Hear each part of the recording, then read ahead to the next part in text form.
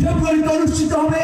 ফেব্রুয়ারি নির্বাচন অনুষ্ঠানের আগে হয়তো এই জুলাই গণ অভ্যুত্থানের মধ্যে দিয়ে রাষ্ট্র সংস্কার এবং রাষ্ট্র পরিবর্তনের যে একটি জন আকাঙ্ক্ষা তৈরি হয়েছে, সেটি নিয়ে যে জুলাই সনদ রচিত হয়েছে, যেখানে প্রত্যেকটি রাজনৈতিক দল স্বাক্ষর করেছে, সেই জুলাই সনদে গণভোটের মাধ্যমে এই জুলাই সনদের বাস্তবায়নের একটি প্রক্রিয়া অনতি বিলম্বেই সরকার এবং রাজনৈতিক দলগুলো মিলে ঠিক করবে।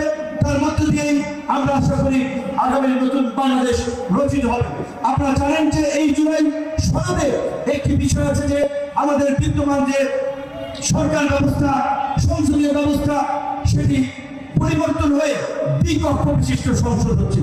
উচ্চ কক্ষে 100 সদস্য, নিম্ন কক্ষে 300 পুরুষ সদস্য এবং 50 জন নারী সদস্য, 450 সদস্য হবে। পর্যায়ক্রমে 500 সদস্য বিশিষ্ট হবে।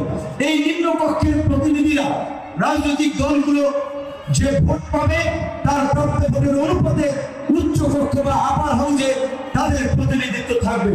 তাহলে প্রত্যেকটি রাজনৈতিক দল নিম্ন কক্ষে যে ভোট পাবে সেই অনুপাতে উচ্চ কক্ষে প্রতিনিধিত্ব হবে।